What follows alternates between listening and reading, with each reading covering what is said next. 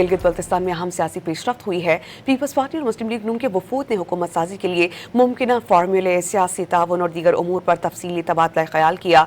Peoples party के आला सतह के वफ्द ने मुस्लिम लीग नून के वफ्द से गिलगित में मुलाकात की। पीपल्स पार्टी के वफ्द ने नैयर बुखारी, कमर जमान कायरा, सीनियर वजीर सिंध शर्जील इनाम मेमन, सैयद नासिर हुसैन शाह, सदर Peoples Party Gilgit Baltistan Amjad Hussain advocate शामिल थे। मुस्लिम लीग नून की जानिब से वफाकी वजीर अमीर मकाम और सदर मुस्लिम लीग नून गिलगित बल्तिस्तान हफीजुर रहमान शरीक थे।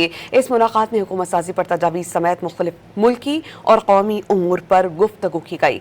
दोनों वफूद की जानिब से हुकूमत साजी से मुतालिक तजावीज़ मरकजी क़यादत के सामने रखने का फैसला किया गया।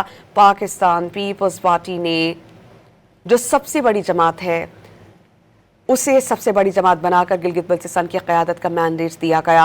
हुकूमत साजी के तमाम फैसले जमहूरी उसूलों, सियासी मुशावरत और अवामी मफादात को मद्देनज़र रखते हुए किए गए।